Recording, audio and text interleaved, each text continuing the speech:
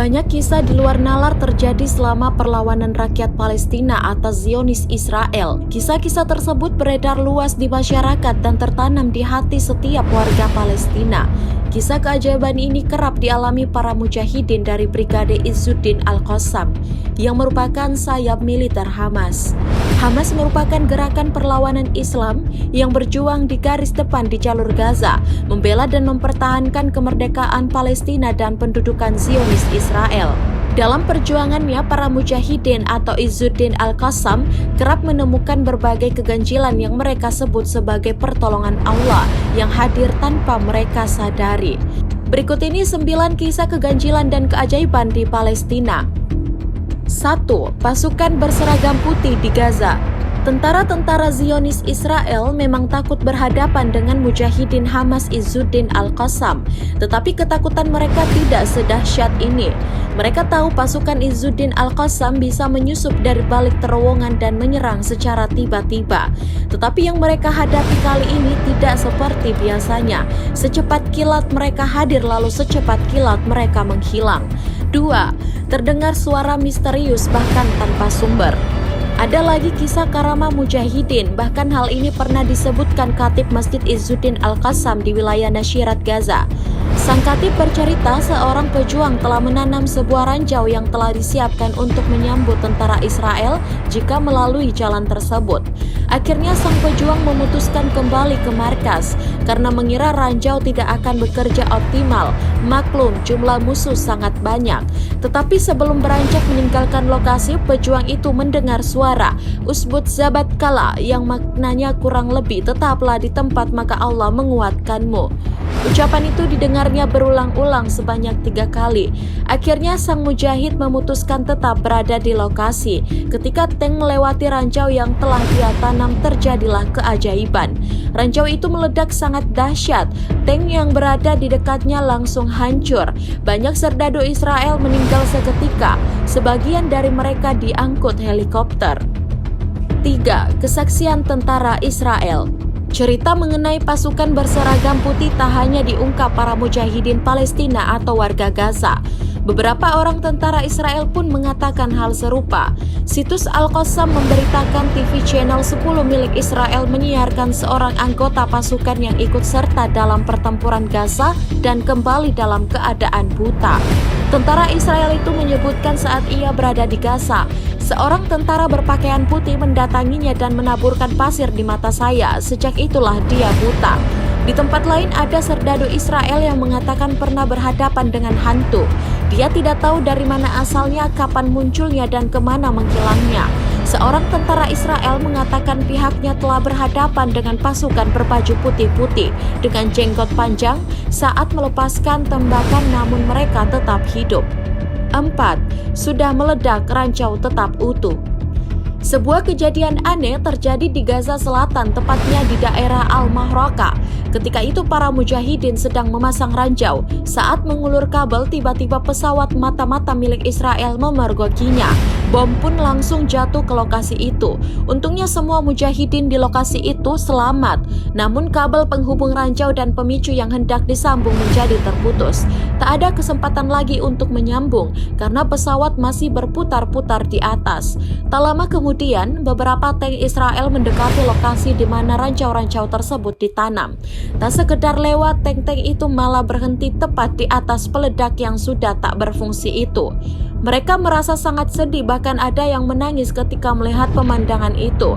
Sebagian lain berdoa, Allahumma kama lam tumakinna minhum, Allahumma la tumakin lahum.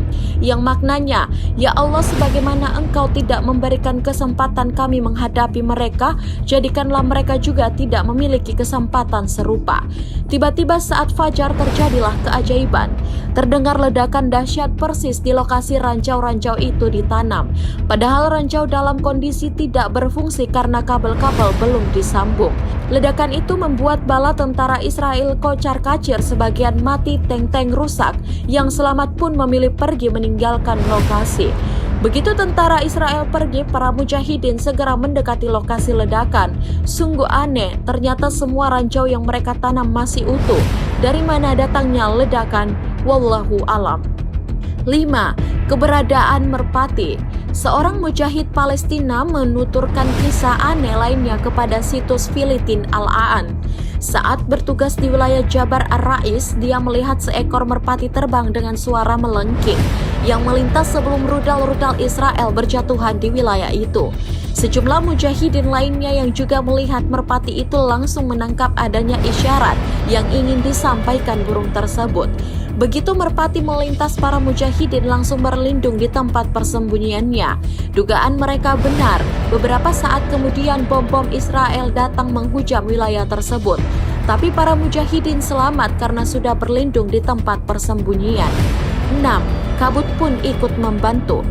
Allah bisa membantu orang-orang yang disayanginya dengan berbagai cara.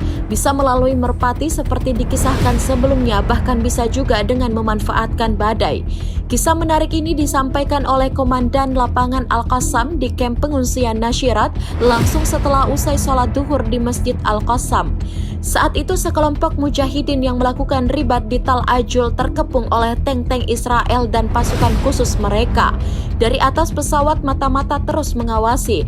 Ketika posisi para mujahidin terjepit kabut tebal tiba-tiba turun malam itu. Kabut itu telah menutupi pandangan mata semua tentara Israel dan membantu pasukan mujahidin keluar dari kepungan. 7. Selamat berkat Al-Quran. Cerita ini bermula ketika salah seorang pejuang Palestina menderita luka dan memasuki RS Ashifa. Dokter yang memeriksanya kaget saat mengetahui ada sepotong proyektil peluru bersarang di saku pejuang tersebut. Yang membuat dokter sangat kaget adalah timah panas itu gagal menembus jantung sang pejuang karena terhalang oleh buku doa dan mushaf Al-Quran yang selalu berada di saku sang pejuang. Buku kumpulan doa itu memang berlobang. Mushaf Al-Quran tetap utuh. Meski sebagian sampulnya rusak, namun proyektil itu sudah berantakan menjadi serpihan-serpihan di saku baju sang pejuang itu. 8. Harumnya jasad para syuhada. Dalam sepekan terakhir kita melihat tayangan televisi mengenai penderitaan warga Palestina akibat kebiadaban tentara Israel. Banyak kisah menarik dan inspiratif seputar para syuhada Palestina yang gugur saat menghadapi aksi barbar tentara Israel.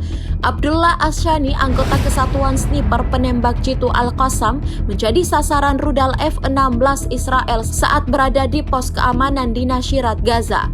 Jasad Komandan Lapangan Al-Qassam bahkan pengawal khusus para tokoh Hamas ini hilang setelah terkena rudal.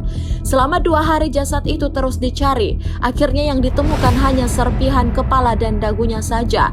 Yang lain sudah hancur tak tersisa. Serpihan-serpihan tubuh itu lalu dikumpulkan dan dibawa keluarganya ke rumah untuk dimakamkan. Sebelum dikebumikan, serpihan jasad tersebut sempat disemayamkan di salah satu kamar. Tak lama kemudian muncul bau harum mix dari kamar tempat di mana serpihan tubuh tadi disimpan.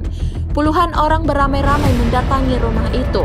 Mereka masih mencium bau harum yang berasal dari serpihan-serpihan tubuh yang diletakkan dalam kantongan plastik. 9. 2 pekan wafat, darah tetap mengalir. Kisah lainnya datang dari Yasir Ali Ukasha. Sengaja pergi ke Gaza dalam rangka bergabung dengan sayap milisi pejuang Hamas. Brigade Izzuddin Al-Qassam, dia meninggalkan Mesir setelah gerbang Rafah yang menghubungkan Mesir Gaza terbuka beberapa bulan lalu. Pemuda yang gemar menghafal Al-Quran ini memutuskan untuk jihad melawan Israel. Bahkan kepada temannya dia minta didoakan agar memperoleh kesyahidan. Saat peperangan terjadi, Yasir meninggal dalam keadaan syahid. Karena kondisi medan yang tak memungkinkan, jasad Yasir baru bisa dievakuasi setelah 2 pekan berada di medan pertempuran tersebut. Meski sudah 2 pekan meninggal, para pejuang yang ikut serta melakukan evakuasi menyaksikan darah segar pemuda berumur 21 tahun itu masih mengalir dan fisiknya tidak rusak. Kondisinya mirip seperti orang yang sedang tertidur.